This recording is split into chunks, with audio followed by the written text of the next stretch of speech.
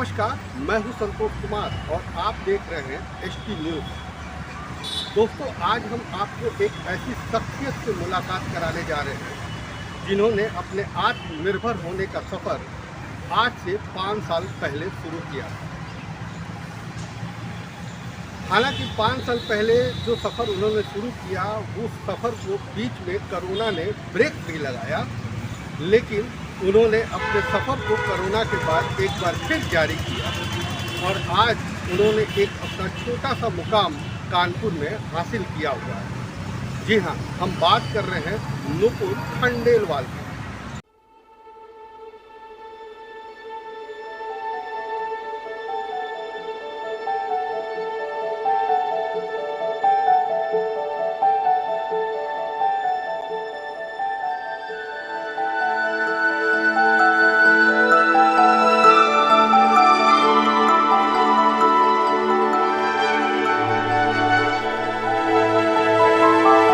मेरा जो काम है बेसिकली वो है लेदर गुड्स और एसेसरीज़ का।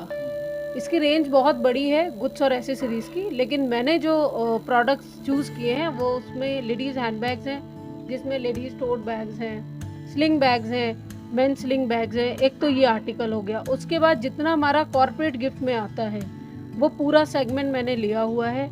और लेदर बेल्ट्स हैं, फॉर्मल बेल्ट्स, कैजुअल बेल्ट्स, पूरा कस्टमाइजेशन पे मैं काम करवाती हूँ। उसमें एक चीज़ और मैं करवाती हूँ, जैसे कि कस्टमाइजेशन में अगर किसी का अपना ब्रांड है कोई, भाई बहुत से यहाँ पे लोग हैं जो नहीं करते ब्रांडिंग, जो कहते हैं कि मुझे इतने पीस ही चाहिए तभी मैं करूँगी। मैं छोटी क्वांटिटी पे भी काम कर लेती हूँ क्योंकि काम नया है। कोविड के चक्कर में थोड़ी सी प्रॉब्लम आई तो उसको जो है दूर करने के लिए छोटी छोटी क्वांटिटी पे भी हम लोग काम कर रहे हैं। नुपुर जी, जो ये काम है, जो लेदर एसेसरीज का जो आप ये काम कर रही हैं, इसका आइडिया कैसे आपके दिमाग में आया? एक महिला होकर के आपने कैसे इसको सोचा कि किस लेवल से आपकी इसकी शुरुआत आपने? अच्छा, तो खैर सफ़र तो बहुत मुश्किल रहा, अभी आगे भी बहुत मुश्किल है, क्योंकि ये जो ट्रेड मैंने चुना है इसमें 98% शायद मेंस हैं। शायद नहीं, मैं कंफर्म कहूँगी कि वुमेन बहुत कम है, इसलिए इसमें सरवाइव करना मेरे लिए बहुत मुश्किल था। क्योंकि मेरा कोई बैकग्राउंड नहीं है लेदर का, ना मैंने कोई ट्रेनिंग की है लेदर में या किसी में। हाँ, मैंने अपना MBA कंप्लीट किया था, मैंने जॉब की 2-3 कंपनियों में। उसके बाद क्योंकि मैं कानपुर आ गई तो मुझे लगा अगर कानपुर में रह के एक्सपोर्ट करना है तो क्यों नहीं लेदर से स्टार्ट करें। सोचना बहुत आसान था, बट उस पर जब हम चले तो वो थोड़ा सा क्या ज़्यादा मुश्किल हुआ, बट वो भी दूर हो गया। लेदर को मैंने जाना, समझा, किस तरीके से काम कर सकते हैं, कहाँ से कारीगर मिलेंगे, ये जो फील्ड वर्क था ये थोड़ा सा मुश्किल था।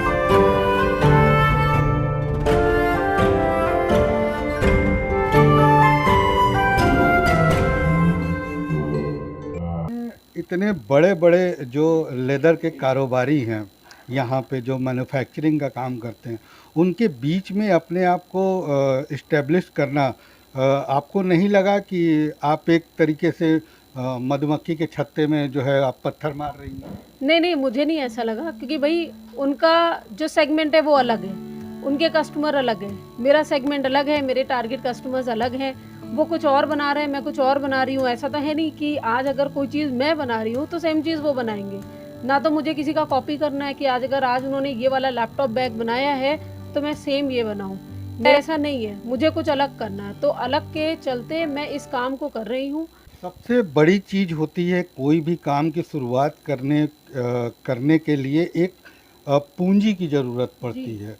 तो सबसे पहले तो हम ये जानना चाहेंगे कि पूंजी का अरेंजमेंट कैसे किया, किस तरह से, कितनी लागत से आपने अपने काम की शुरुआत की? देखिए, पूंजी की अगर बात करूं तो जो मेरे पास सेविंग्स थी मैंने उसको अपने काम में लगाया। और उसी सेविंग से मैंने काम किया, क्योंकि पहले मैं ट्रेडिंग कर रही थी। ट्रेडिंग से धीरे धीरे मैं मैन्युफैक्चरिंग में आई, तो क्योंकि मैंने 1-1.5 लाख रुपए से स्टार्ट किया था और आज मेरा टर्नओवर 3 लाख रुपए के आसपास है। बहुत ज़्यादा नहीं है, लेकिन उससे थोड़ा आगे बढ़ा है और उम्मीद है कि आगे चल के ये और भी आगे बढ़ेगा, क्योंकि मैं कुछ एक्सपोर्ट के कस्टमर्स को टारगेट कर रही हूँ और उनसे मुझे कुछ रिस्पॉन्स भी मिल रहा है।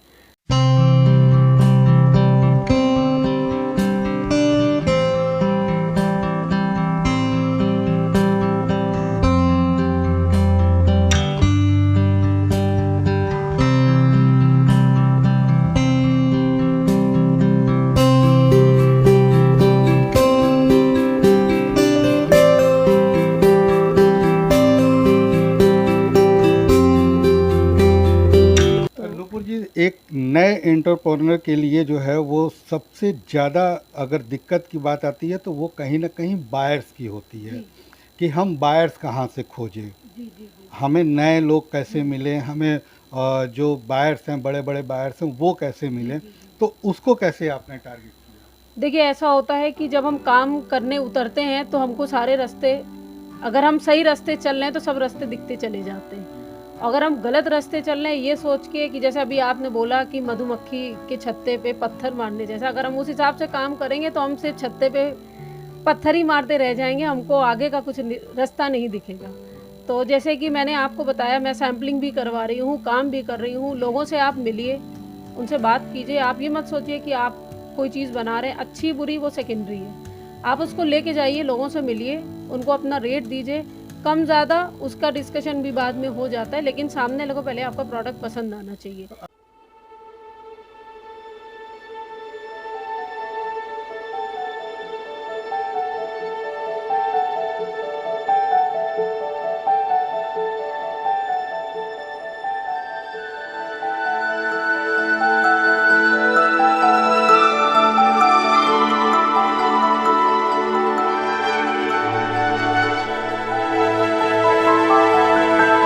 गवर्नमेंट की तरफ से आप जैसे नए एंटरप्रेन्योर के लिए क्या यूपी गवर्नमेंट जो है वो सहूलियत दे रही है ताकि आप अपने बिजनेस को और बेहतर तरीके से और स्मूथ तरीके से आगे बढ़ा सकें?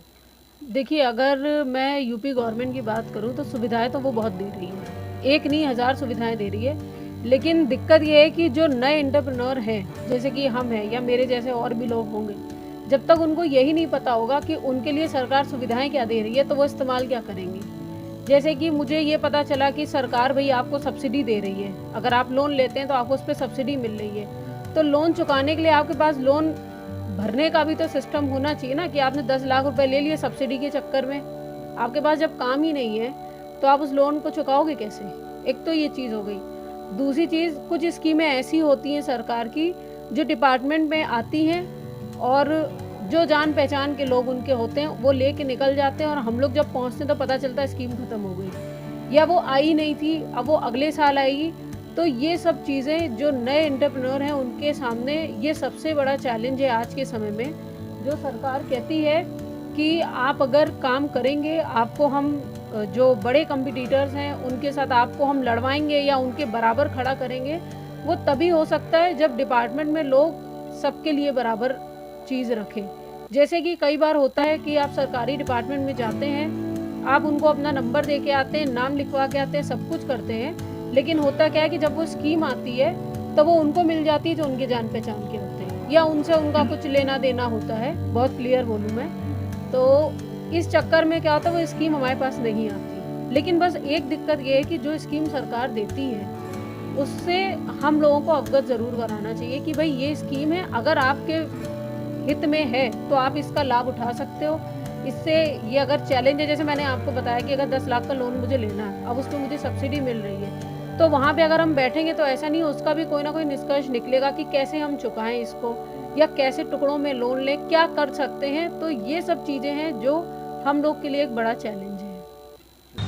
तो दोस्तों, आपने सुना, ये थी नूपुर खंडेलवाल, जिन्होंने अपने काम के बारे में लेकर के आपके साथ और हमारे साथ विस्तार से इन्होंने पूरा बताया कि कैसे इन्होंने अपने काम की शुरुआत की, किस तरह से इन्होंने अपने काम को आगे बढ़ाया।